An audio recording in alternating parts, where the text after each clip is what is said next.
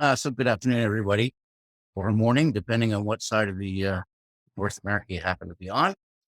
Um, Talk a little bit about cell selection and at the heart of every successful portable product.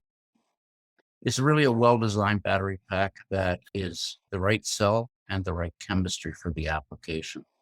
So when you're considering a lithium-ion design, these are just a few things, or lithium design period. Just a few areas, a few critical design points that will get you started in the right direction. I'm not going to go over these in any detail, but as you can see, your electrical and mechanical environment, regulatory, and then some miscellaneous things like how is this pack going to interface with the user? So I take a little moment here to talk about primary non-rechargeable lithium chemistries, simply because we often get that question right out of the gate. Lithium ion seems to be the hot topic these days, but although lithium ion has many, many design strengths and it's great chemistry, um, you will find that in certain conditions, it's actually better to step back to a primary cell. And so I've documented here some of the design strengths of the primary lithium chemistries. And again, I think the most important one is it has even a higher energy density than lithium ion. Of course, it's a one-time use and discard type thing, and a very wide operating temperature range, and that is sometimes makes the difference between choosing lithium ion or choosing primary lithium chemistries. Um, so let's talk a little bit about the lithium secondary chemistries that include lithium ion, lithium polymer, and lithium iron phosphate.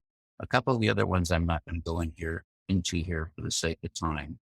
But on the strength side, you've got moderate to high energy density. There is no memory effect. They're pulse capable. They have a very good high cycle life, and probably one of the most important features of a lithium ion is it has a very stable discharge curve. And there are now several power cell families for high rate discharging. It also lends itself well to SM bus or IC squared fuel gauging and a suite of intelligent um, functions that you can do with lithium ion. In terms of the design weaknesses, there are still limited cell formats. It does require some protection circuitry. And of course, it has to be recycled, and all of the UN transport regulations will apply to the lithium secondary chemistries. Next slide. So still most common cylindrical cells are the 18650 series. Uh, Capacities today are anywhere from 2.2 to 3.5. The new kid on the block is the 21700. And you can see you get 4.2 to 4.9 amp hours. There, um, there are powered cells in this family as well. And this will be the coming technology. And I suspect in a year or two time where it will seriously eat into that market for the 18650. Also available out there are prismatic cells. The most common being the 103450, meaning that it's 10 by 34 by 50. Highest capacity in that format right now on a lithium ion cell is 2.2 amp hours. Other cell formats are possible, but they're often limited in availability. Panasonic has a long list of lithium ion prismatic cells.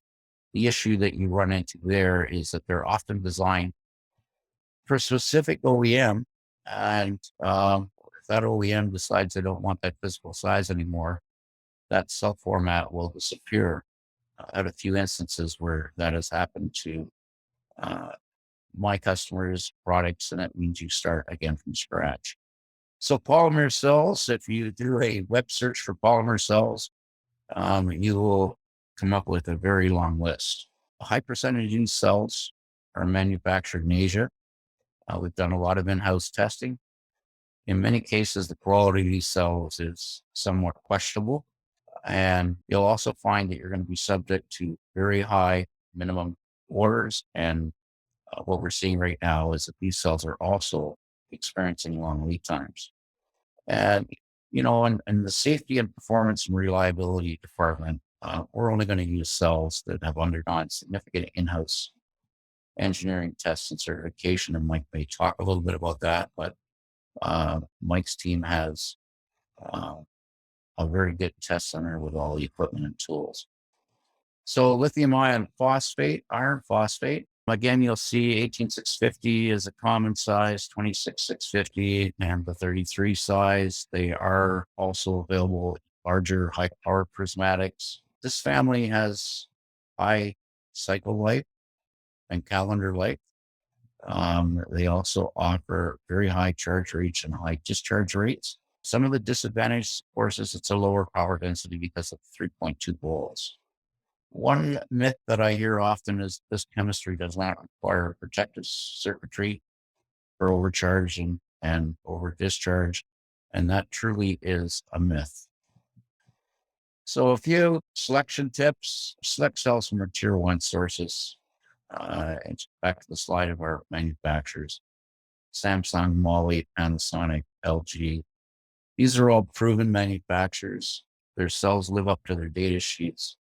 And that becomes very important from a safety and a reliability point of view. And where possible, design around common cell formats. The 10350 prismatic, the 18650, the 21700. And if acceptable, try and find, and I use the word primary here, and it really should be a first choice cell and a potential alternate cell. I think that's a safe way to go today based on kind of deliveries we're seeing with lithium ion. Protection circuitry should always be on board the pack, not outside or in the equipment. Uh, that's just very important when it comes to UN test and being able to ship that pack. Um, Design your pack in concert with an experienced lithium ion pack assembler. Uh, I've been doing this work since 2003, and this team has been uh, putting these things together for a long time. We've learned a lot of things along the way that can avoid some pretty nasty pitfalls for you.